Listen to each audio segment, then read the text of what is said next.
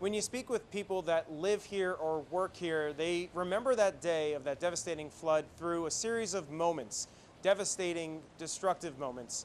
Now they're replacing them with much happier moments.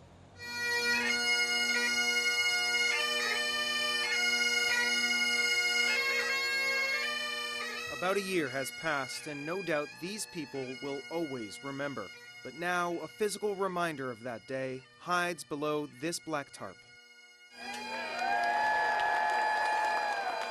It's a clock, replacing another one washed away by the flood. A physical reminder of just how far this community has come. That clock is really a symbol of our town and really the heartbeat. That was David Robeson, the owner of Antique Depot. Like many in town, his store was destroyed by the flowing water. Lisa Emmerling was working that night and says this ceremony is meaningful. It's so fabulous. It's so exciting. It's invigorating. You just feel like it's a rebirth, really, for the city. But amid applause and smiles, many in this city are still suffering. It's still hard for me to come down here. That was Chip Spencer, and this is what his home looks like after the flood. The whole front wall on the first floor was missing.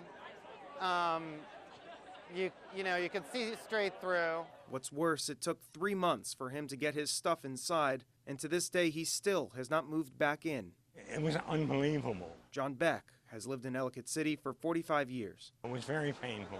It was pretty horrific. It was, as someone described earlier, like seeing a movie. But signs of progress do pop up every day. Take the store Shoemaker Country. One day before the anniversary of that flood, this store has finally opened back up. It's sort of like we didn't have enough time to sit back and say, oh my goodness, this is actually going to happen. It just sort of like we went to bed last night being tired from doing all the work, and then all of a sudden we woke up and we're like, okay, we're going to be open today, and it's it's still hitting us, I think, but it's a good feeling to be back in part of the town. A town that's been through a lot in a year, but is still standing. In Ellicott City, Evan Koslof, WUSA 9.